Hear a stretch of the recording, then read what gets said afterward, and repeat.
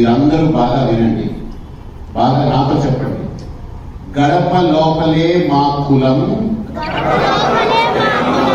గడప లోపలే మా కులం,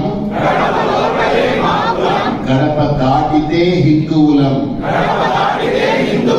ఒరే ఎర్రిపోర్నా, మీ తెలివితేటలరా. హిందువుల్ని నంబర్ 1 ఎర్రిగొర్రెల్ని చెయ్యాలంటే మీ వల్లనే అవుతుందిరా. మతం రుద్ది గద్దెల మీద కూర్చోవడానికి హిందూ సమ్మేళనాలు పెడుతూ ఆర్ఎస్ఎస్ ని బీజేపీని ప్రమోట్ చేసుకుంటున్నారు. ఎలాగూ మీరు రాజ్యాంగ విరోధులే కాబట్టి, విలువల్లేని పోరంబోకులే కాబట్టి చేసుకోండి. కాని కింద లైన్ ఏంట్రా? గడపలోనే కులం, గడప దాటితే అందరూ హిందువులేనా? అరే ఎర్రిపోర్నా మతోన్మాద పిలకబత్తాయిలు, గడప బయట అందరూ హిందువులే అయితే ఎస్సీ ఎస్టీ పేటలు ఊరి బయట ఎందుకున్నాయిరా? మీరుండే ప్రాంతాలు అగ్రహారాలు, వారుండే ప్రాంతాలు పేటలునురా. ఇది వివక్ష కాదా?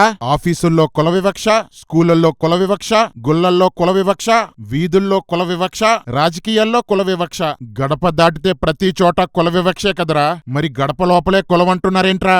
గడప లోపలుండేది ఆ ఇంటి వారే, వాళ్ళల్లో వాళ్ళకేం కులం ఉంటుందిరా ఎర్రిబత్తాయిలు? కులముండేది గడప బయటేరా. ఒకవేళ గడప లోపల ఉన్నా దాన్ని పెట్టింది కూడా మీ పిలక బత్తాయిలేరా ఎర్రిపోర్నా. ఇంకా ఎంతకాలం రా మా దేశస్తులతో ఉచ్చ తాగిస్తారు, పేడ తినిపిస్తారు? ఎంతకాలం రా నా దేశ ప్రజలతో కాళ్ళు నాకించుకుంటారు? ఎంతకాలం రా నా దేశ స్త్రీల అవయవాల్ని నలుపుతారు? రేయ్ మతోన్మాద బాపన బత్తాయిలు, నా దేశం ఎప్పుడూ గుడ్డితనంలోనే ఉండిపోతుందనుకోకండి. కళ్ళు తెరుస్తుంది. అవతారాలు, ఆచారాలు, పురాణాలు, పూజలు అన్నీ పురోహితుల కల్పితాలే అని తెలుసుకుంటుంది. అప్పుడు మీ పిలకల్ని జాడించి కొడతారా. గమనిక, ఈ తిట్లు కేవలం మతోన్మాద బాపనోలకు మాత్రమే వర్తిస్తాయి.